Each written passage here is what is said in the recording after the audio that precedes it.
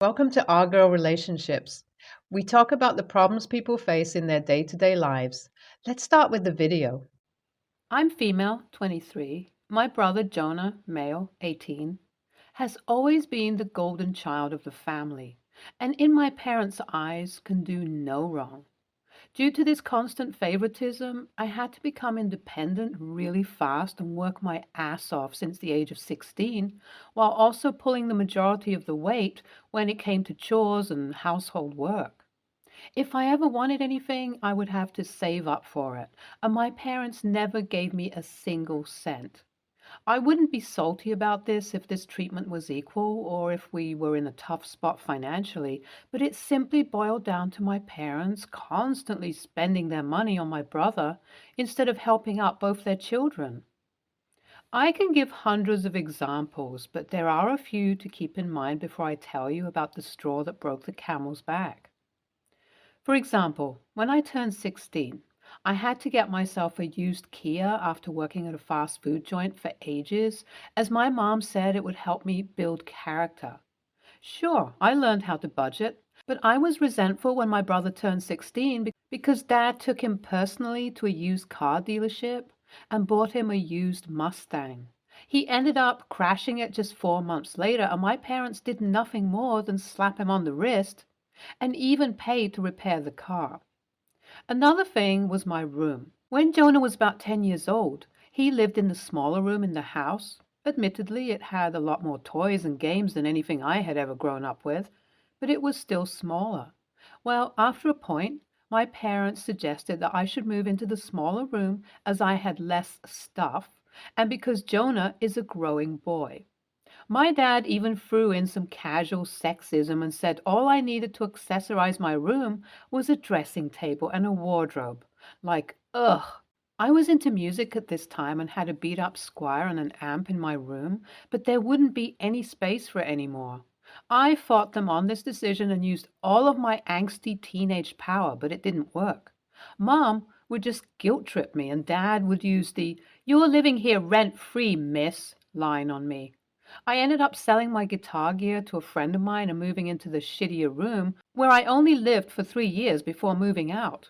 I wonder why. Jonah at that time got a flat screen in his room and brought in a PlayStation, got our parents to chip in for a gaming PC, and does nothing except the bare minimum. Yeah, he's not a junkie or a gang member, but all he does is barely pass school, has zero interest in the things my parents pushed him to do, and just plays games and hangs out with his friends all day. The money they've spent on his football classes were wasted. When did he decide he wanted to learn to horse ride and give up after a year? That money is gone too. I wasn't a genius or anything, but used to work hard and had won a few competitions with my band, all the while maintaining above average grades. I mean, it's sick that I even have to compare like this, but it was just unfair in my eyes. All my achievements got from mom were a lack of interest and actual humiliation from dad, who thought that playing in a rock band wasn't ladylike of me. As I mentioned before, I left the house as soon as I turned 18, and nobody in my family was beaten up about it. That is, they weren't until they realized how much work I used to do around the house and called me begging me to come back. I said that I wasn't interested and they needed to retrospect and realize how much damage they'd done to me. I had saved up and was already working by this point, so I was sustaining myself comfortably. A year passed by when neither of us was willing to compromise until one day my mom called me and said that she understood her mistake and wanted to make amends with me. I met mom, dad, and Jonah that day, and things seemed to improve. My parents even chipped in to get me through college, something which I simply couldn't consider earlier. I was grateful to them, and my life took an upturn as I began dating my current fiance, Neil, at this time. Overall, things were looking up, and my relationship with my parents had also improved a fair bit. After graduating, Neil and I moved in together, and he proposed. I was super excited, and both of us began to plan for the wedding together. Since we were just starting in our careers and didn't have a lot of money to throw around, we were keeping things simple. And Neil's parents also graciously offered to chip in what they could. My parents also asked if I needed help, and I told them that I had my eye on a perfect wedding dress, but it was quite expensive.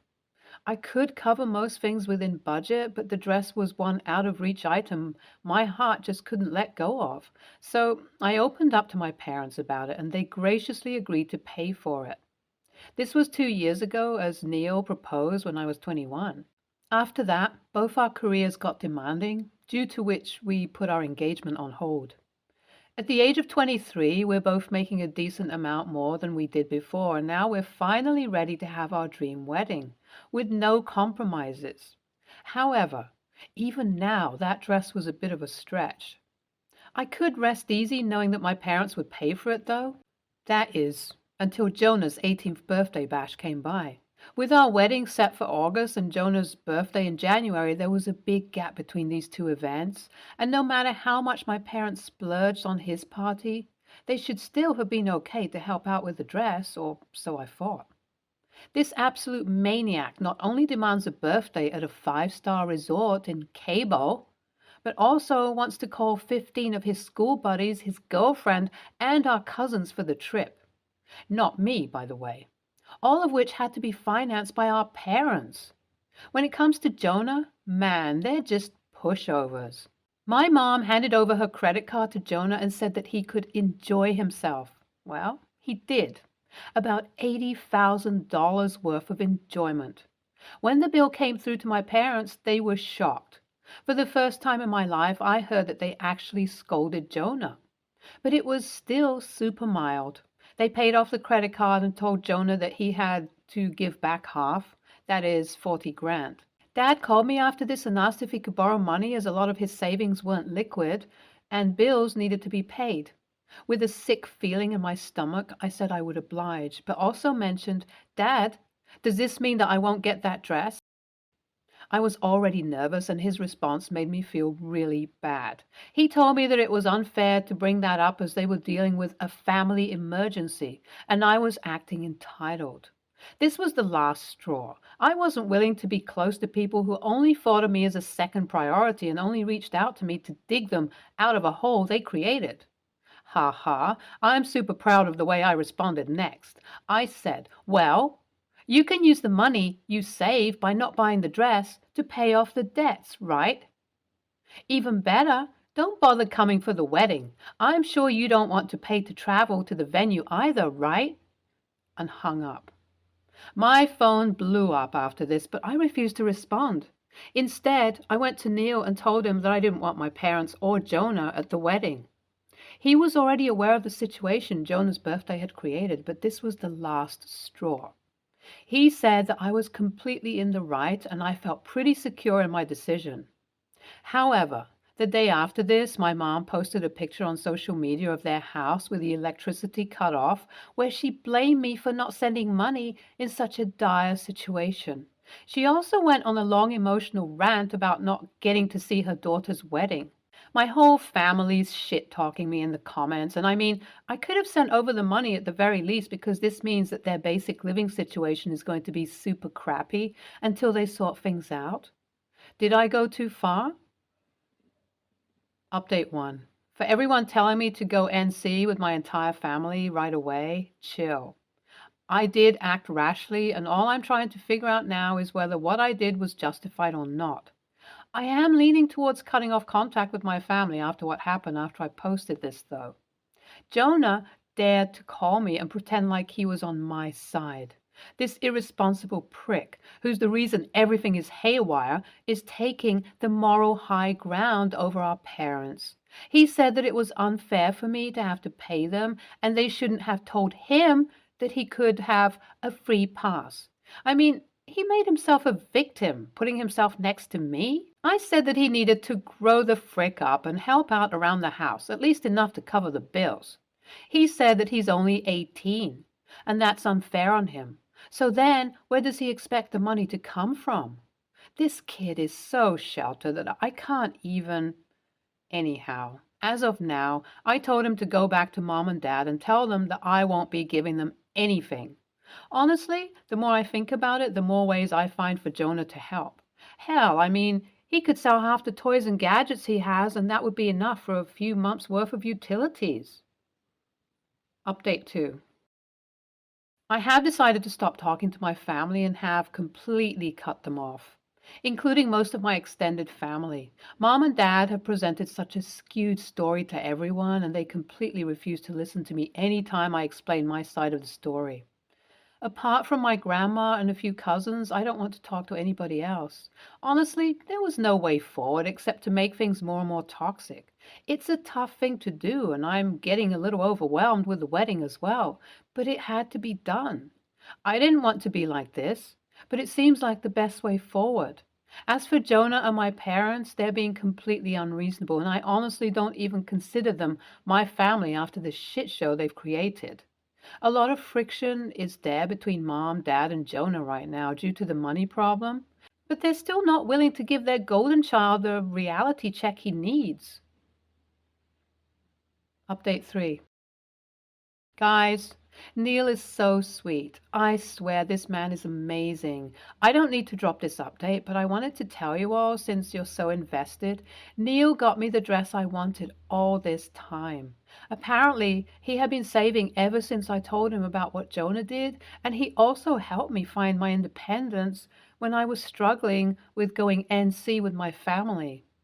I have realized I was giving them too much space in my life and being a bit of a pushover in my teen years, and that's helped me move forwards. It's also been a little easier since a lot of people who had a knee-jerk reaction against me have come to my side after pressuring my parents for explanations that didn't stick. NTA, OP, it's not your job to clean up after your parents get what's coming to them by raising a monster child. NTA, your brother is ridiculously entitled, and your parents are actively responsible for their financial ruin. It's as simple as that. Next story. I'm a high school teacher in the US who has ADHD myself. I wasn't diagnosed until college and want to preface this by saying I'm not perfect. For example, I have lost students' papers before. The issue at hand happened in my 10th grade class where the kids are 15 to 16 years old. I've always taken off points for essays, projects, and homework assignments turned in late. I explained this on day 1 and put it on the syllabus. They lose 10% for each day it's late, but I never take off more than 50% as late penalty. Usually, kids won't turn in major projects more than 1 to 2 days late. This year, I had a student with ADHD turn in an essay 6 weeks late. They did an excellent job, but I only gave them a 50% because of how late it was. The second essay counted for 30% of their grade for the quarter. However, the student's second essay lost 40% right off the bat for being 4 class days late. About 2 weeks had passed due to the fact my class doesn't meet every day, weekend, and school holidays. This essay didn't do a good job like the first one, but it was a different style of writing. For the first essay, their excuse was that it was done, but they felt like they half-assed it and wanted to do it right. It went above and beyond and was far longer than it needed to be. I explained I prefer they turn something in on time rather than exceed expectations, but turning it in 6 weeks late. The only explanation for the second essay was that they had it saved on a specific computer at home that they didn't have access to. Their previous English teacher never really had much of a penalty for late work. This student typically is an A student, but they finished the first quarter of my class with a 67 or 68, and I bumped them up to a 69.5 because I pitied them and it would raise them to a C minus. The student was argumentative about their grade and angry with me, saying it wasn't fair. In my defense, they could still earn an A for the course, but they would essentially have to maintain around a 95% average for the rest of the course, including the midterm and final exams. College is so expensive in the US, and I don't want to affect students' averages over an assignment because a few days late, but I also feel like I'm not truly preparing students for college, university, the workforce, by letting them turn in work when it's convenient with them without consequence. So AITA for sticking to my policy and not boosting her grade? Edit. People keep asking about IEPs and accommodation plans. I work at a private school that offers very limited accommodations, and we have no special ed department. We do not offer extended time on long assignments. We will only chunk them into smaller, more manageable pieces. We only offer extended time for quizzes, tests. Despite parents being aware of ADHD, I realize this student has no file, so I will definitely be talking to the guidance counselor. Even though my school doesn't offer extended time, having an IEP on file for when the student goes to college will serve them well. Second edit. I also give class time. They usually get around 2 to 3 hours of class time to write, ask me questions, and do peer revisions. Some of them waste their time by talking or going on their phones. I tell them I'm not going to get into arguments if they want to waste their time, but that I'm always there to provide any help and support while they work. Usually, I have a constant line of kids asking for help, so I can't dedicate time to focus and observe this one specific student's work habits because then I tell the 3 other kids, all asking for help on their essays, to hold on. And by that time, the line of students asking for my help will have possibly increased to 5. Third edit. I did contact the parents after the first missing essay, and the admin knows they got a C- due to late work. I tell students to talk to me before the due date to make arrangements on late work. I'm pretty lenient if we come up with a plan ahead of time. I tell them, don't tell me the day it's due unless it's something serious like a death, hospitalization, car accident, etc. For example, a student recently failed a quiz. I followed up and the student broke down saying it was due to family problems at home. I let them complete corrections to raise their F to a C on the quiz. Fourth edit. Yes, I've spoken to the student. I reminded them in person and by email, but they would ignore me and say, I'll do it. After the second essay was 2 to 3 days late, I finally forced them to discuss this in more detail, where I explained the policy, why I have it, and how it affects their grade. They seemed pretty receptive until I pulled them aside the following week to discuss why they only earned a C- for the first quarter. They thought it would all balance out because they got A's on the quizzes and were quite upset with me when that didn't happen. Parents were already informed after the first missing essay, but we have a parent-teacher conference scheduled. NTA, we aren't talking about a class period or two. We're talking about 6 weeks the first time and 4 weeks the second. ADHD is fairly common, and lots of kids with ADHD manage to get their assignments in on time or only a little late. But 6 weeks? No. There's accommodation and then there's no accountability. What's the point of a deadline if you don't actually adhere to it? NTA, ADHD could explain a little, but it doesn't fully explain why the papers were as late as they were. I suspect one of those papers was written by someone other than your student. As you say, the 2 papers had different styles of writing. I suggest you keep reminding the student of the due dates of any future assignments and that you will accept no excuses, other than death or hospitalization, for the assignments being late. Maybe it's time to really think about whether the policy makes sense in the first place. Grades are basically the only stick you have, so you're using it to punish late work, but aren't grades supposed to reflect the degree to which students mastered the coursework? This kid eventually turned in great work, so the lowered grades really just are punitive and don't reflect her mastery of the subject. Obviously, it's important for students to learn how to deal with deadlines too, ADHD or not. But maybe grades aren't the right way to do that. Is there some other sort of disincentive you could use to penalize kids for late work? Also, I get how many students you must have, but it's part of your job to make sure that students with disabilities get the help they need, not just a penalty to motivate them, especially if motivation isn't the problem. Stay tuned for more stories from our girl relationships.